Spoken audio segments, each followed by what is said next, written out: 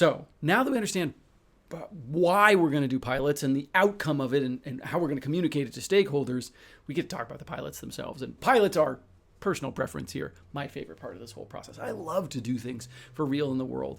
We'll talk later about all of the different positions that are available in applied behavioral science. But if I had to go back to doing just one, I think being a project manager is the kind of thing I really love, because I do love running pilots in the world, the fine art of finding what to do. So what is a pilot? Well, pilot is the moment when we finally get to try something in the world to generate evidence that allows us to make an informed decision, or allows others to make an informed decision. And a good pilot guides us through 3 gates.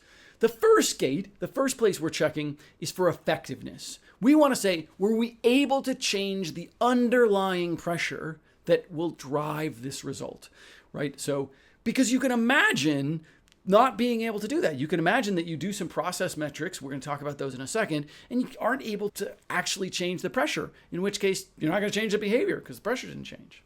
Assuming that we were able to change the pressure, that we were able to measure the effectiveness, then the question is, did it actually change the behavior? Can we validate that changing this pressure actually changes this behavior? So first, did we change the pressure? Second, did it change behavior? And then third, and this is a really important gate, did we change it enough?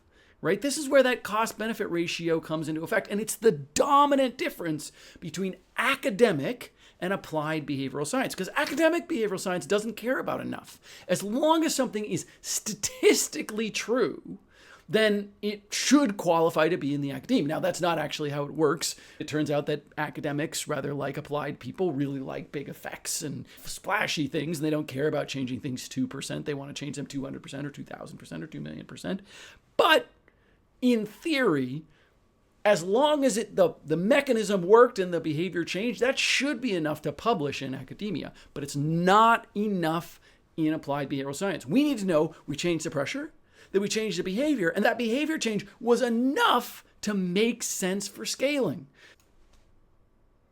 So personally, I think it helps to kind of visualize this. And this was a wonderful little drawing that was made by a great behavioral scientist, Tice Jorgensen, and that I love. And we refer to it as the emoji mat drawing. The idea of this lever here is this is the pressure. Because remember, pressures are what change behavior, right? We don't touch that rock directly. We don't push that boulder along. Instead, we wiggle some lever, and then we see if that lever is able to change behavior. But the first thing we have to figure out is, can we even successfully wiggle the lever? So maybe I jump on it, maybe I wiggle it, maybe I grab that thing and try and move it around, and it just doesn't move. Remember, that's that first gate. I have to make sure, does it actually move? Let's say we get beyond that. So yeah, the lever moves, right? It goes beyond the thing. Now we're in our second piece. Does behavior change? So I wiggle the lever, doesn't actually hit the boulder, doesn't change anything in the world. Well, now I'm in a little bit of trouble, right? I got to go back. So the first problem could be, hey, I'm not able to wiggle the lever, got to go back, right? Second problem, I could wiggle the lever, didn't change behavior at all, got to go back.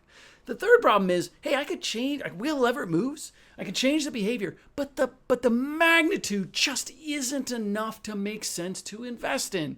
Most of the time in business, we're not looking for 1 or 2% changes. Those very rarely affect businesses unless you're at mega scale where, 1% of your revenue is hundreds of millions of dollars, right? Unless you're billions of dollars of scale, 1-2% doesn't really generally do it.